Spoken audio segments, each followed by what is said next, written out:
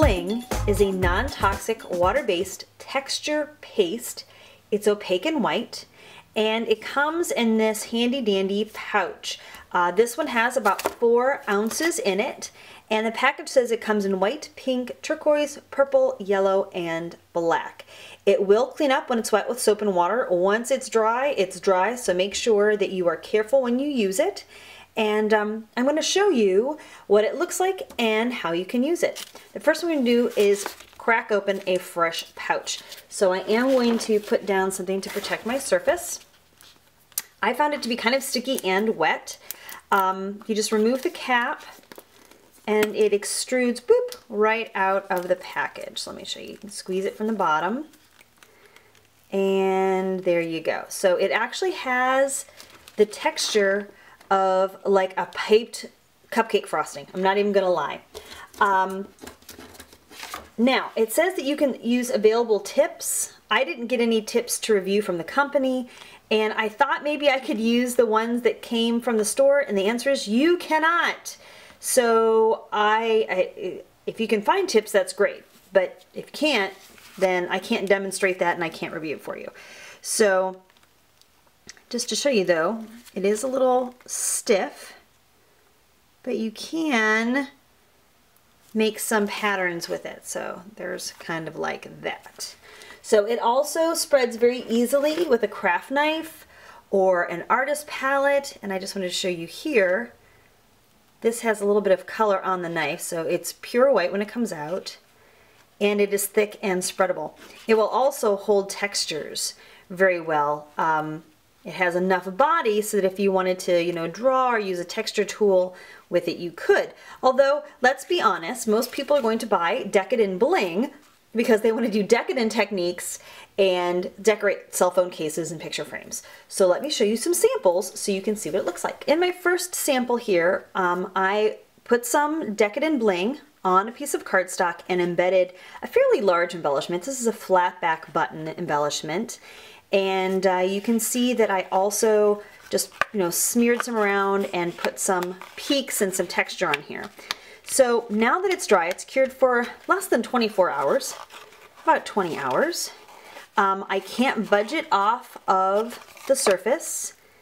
And if I roll it around, I'm rolling this cardstock, it won't budge, and it's also not cracking. So I think that's a really great benefit, that it's a non-cracking medium.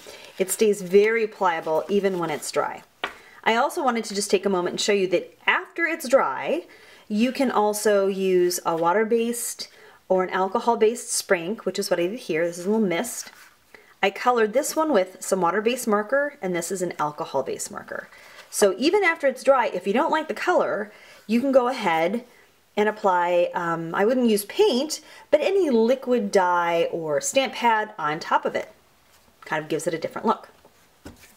Here's another sample texture with, I used the black cardstock, and I did that so that we could try the cracking. As you can see, there is no cracking. Also, it's very opaque and it stays bright white. So if you buy white, you're gonna get white. Now this, I actually sprayed before it was dry. So I used a glimmer mist on top of it, and as you can see, it tinted it, and now that it's dry, I've got a turquoise color. Again, I embedded that heavy embellishment in there, and I couldn't get it out, but I broke the embellishment. So that's good to know, right? It holds really fast. On this little sample, I just embedded some rhinestones and sequins, and this one I kind of tapped in a little bit further, but the first one was kind of on the fringe. But everything else really is stuck on there very well. So it's a really great heavy-duty adhesive too. If you're working on some mixed media pieces and you don't mind having a little bit of texture, this stuff really holds tight. So now let's look at the little finished samples I made. The first sample I made was with a cell phone case. It started off kind of like this, and I upcycled it. I put a thin layer on, I spread it out with a palette knife, and then I just embedded all of those flat back embellishments, including the little rhinestones.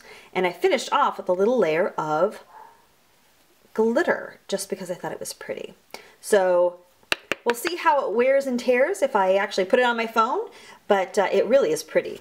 I also came up with another option, which is using a recycled laminate chip, and actually I'll have a link to this tutorial for you as well. This is going to be a fun little thing you can do with the kiddos. So on the whole, I can only do basically an overview because we'll have to see how this stuff wears over time, but it's fun. It's really fun. Now the question is this any different than a regular texture gel? Well, you'll just have to wait and see. I've got another video coming. Thanks for watching. I hope this gave you a good introduction to the product, lets you see how well it holds and that you can tint it with different objects or different inks and dyes. So if this was helpful for you, please give it a thumbs up, and we would love it if you subscribe to the channel. Thanks for watching, and have a crafty day.